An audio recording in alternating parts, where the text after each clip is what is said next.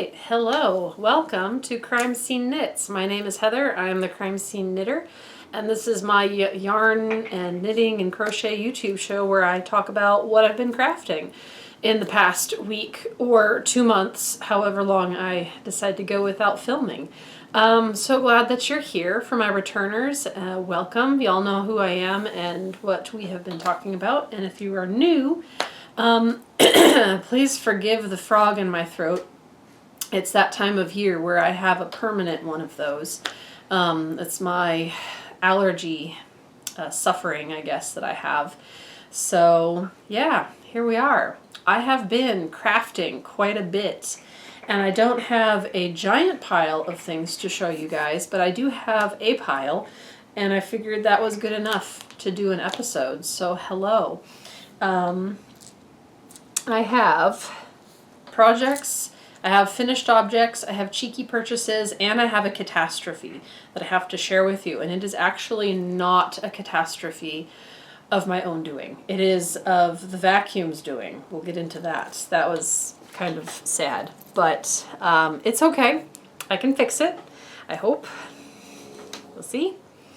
So yes, this project, I showed y'all this last time I filmed, whenever that was. Not super recently, I want to say last month, I don't know. But I've been working on, this very, very simple ribbed scarf for a friend. It is for the Dallas Stars, it's in Victory Green. And I have confirmation on how long she wants it. I am to use up all of the yarn. So this is the last sort of cake I have. And when that's gone, the scarf is done. So it's one of those really simple, fun, easy popcorn. I call them popcorn knitting. You can just sort of like eating popcorn. You don't have to think about it that hard.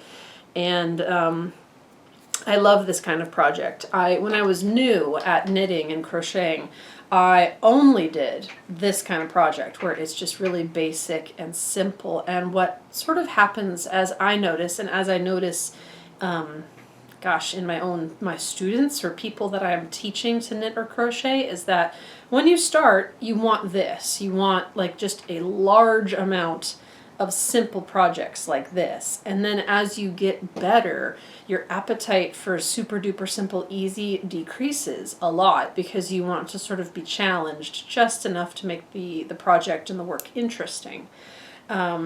I'm seeing that now with a friend that I taught to knit, and it's really, really fun to watch. But I'm finding that even though I've been knitting for, I want to say a good solid 7 years now, I still really enjoy the simple and the basic because I can then do something simple perfectly. And I think that is rewarding as well. So that's kind of what this is. I'm enjoying it because I know enough now to make it perfect. So that's this project. The yarn is actually really, really beautiful. It's a cascade. It's 220 superwash merinos. They're superwash. It's a light number 3, medium 4. Let's see. Color number 113. Jolly green. It is quite jolly. And as I understand it, let's see, this is a $13 ball of yarn, skein of yarn, so pretty, I will say cost effective. I think nothing about this line of hobby is cheap per se, especially if you really, really get into it, but a lot more cost effective than say a $30 skein of hand dyed. And it is quite plush. I don't do reviews for big box yarn anymore, but quite plush. I do enjoy this. It is nice.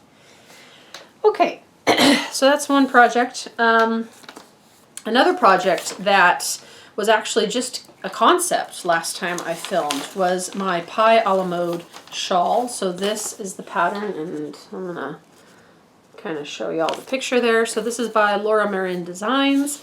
I purchased the pattern from Ravelry, and I have purchased the yarn from the yarn store where I think this woman is an affiliate of theirs or something, or she made in conjunction, because the yarn is local.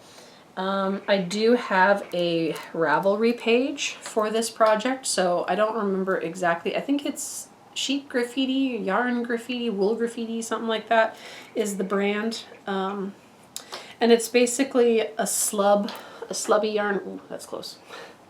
A slubby yarn paired with a mohair. Whoop, there it is. This feels like a cloud. This is like petting a kitten. It's so soft. And I am almost done with the shawl. It's written as a shawl to be a shawl, but I am going to modify it slightly and make it to be a poncho.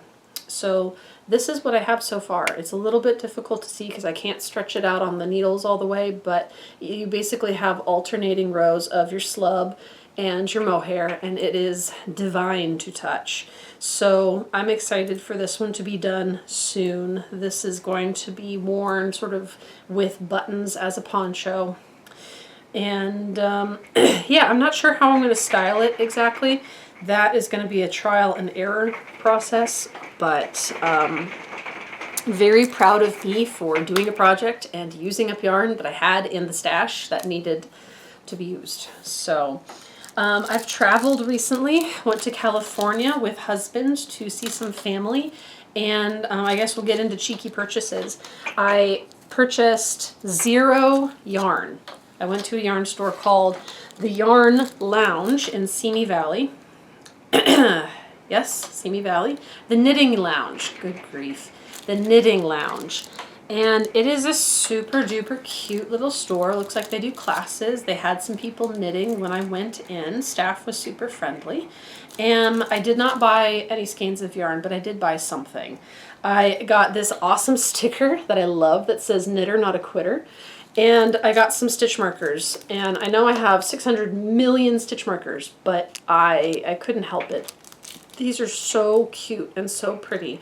And honestly, I could wear these as an earring too, if I wanted to. I could do. So, yes. I loved that store. I definitely saw yarn that I wanted to buy. I saw projects that I wanted to start, but out of respect for the gigantic amount of yarn that I already have, I decided not to purchase, which is big for me. I think it's big because I always treat myself to a skein, especially when I'm traveling, and I didn't do it this time. So yay, pat on the back for me. My other cheeky purchases from a while ago, it was buttons. I can't remember if I showed these already, but they are super duper cool buttons, which is why I felt compelled to buy them. They are an acrylic or a plastic, and it looks like they have gold leaf and actual moss in the button. So if I cover my face, there it is. I think it will focus on the button. Aren't those gorgeous? So I've got 6 of them, and I'm going to save them for a special project, something that they're really just going to go well with, because yeah, buttons. Okay, and that was the cheeky purchase segment. Let's see, I've shown you my whips. I guess we'll get into FOs now. So I think I've shown this shawl on the channel before. I've finished it, my Toxic Heron.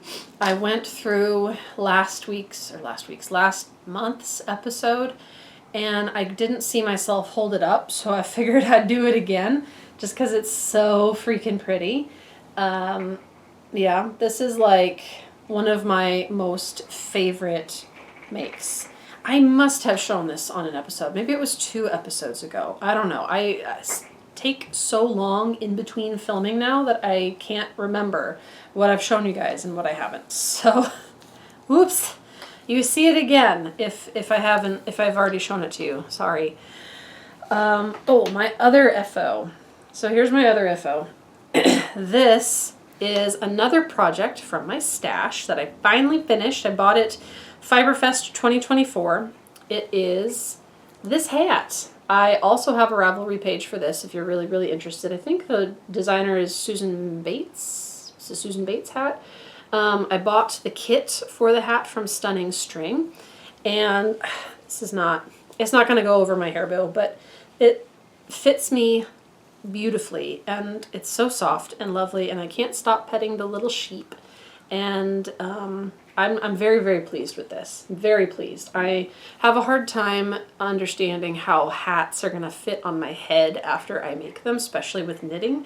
And this, the size could not be more perfect. It's loose enough that I don't feel like I'm getting squeezed, but it's not so big that it's like droopy or floppy or anything like that. So I want to select a pom-pom for this, and I have a little tag, a Fiberfest, 2024 Fiberfest tag that came with the kit that I will attach. But outside of that, this hat is done. So, hooray, finished object.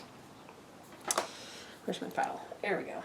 Okay, let's talk, should we do the catastrophe or should we do, let's end on a hopeful note. Let's start with the catastrophe. So, y'all know that I am making mermaids for some family friends. And I think this mermaid might need to have her head stitched on a little bit more tightly. She moves a lot. But here's the first mermaid I finished. Yay, wonderful. Love that for me and for them.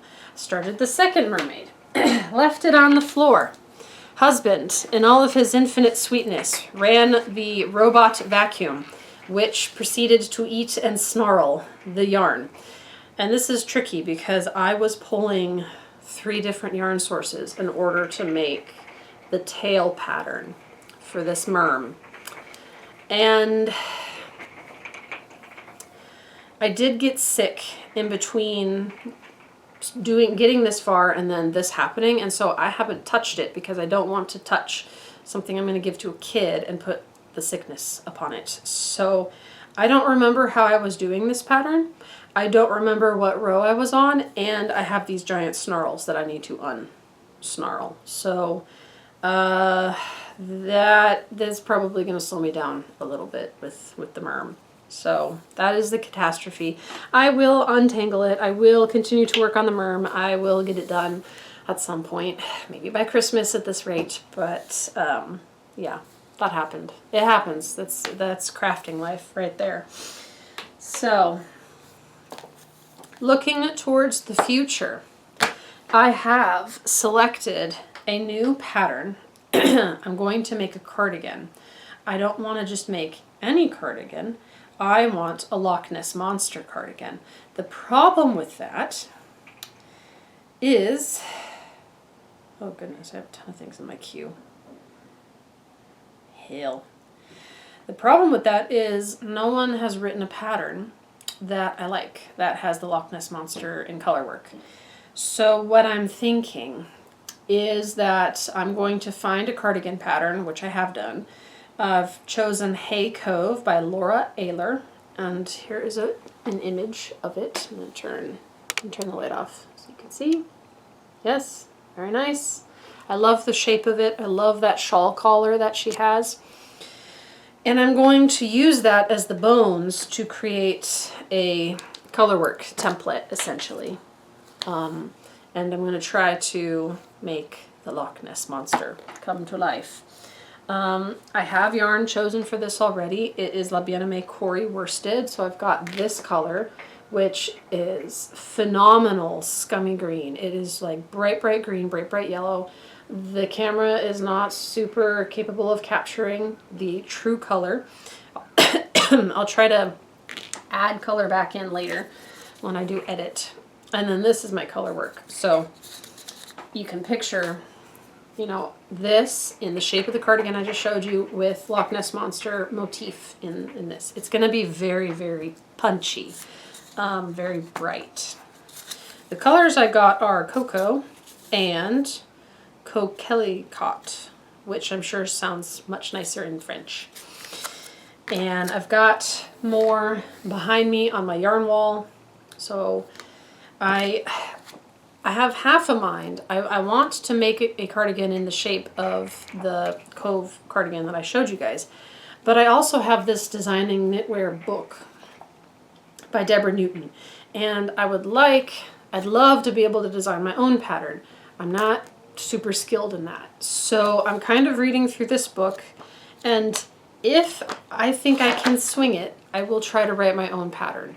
If not, I'm just going to do my own colorwork charts and apply them to the pattern I've already picked out. So the yarn is caked. That is my intention, to start and at least do a test swatch this week. So hopefully next time I film, I will have at least a test swatch to show y'all. And who knows, maybe I'll figure out how to write patterns and then I can just write a whole bunch of patterns. That would be fun. But yeah, that is it. That is what I have today. It's just a basic, easy crafting catch up. So I hope y'all are having a wonderful, lovely spring day, and I will see you next time. Bye.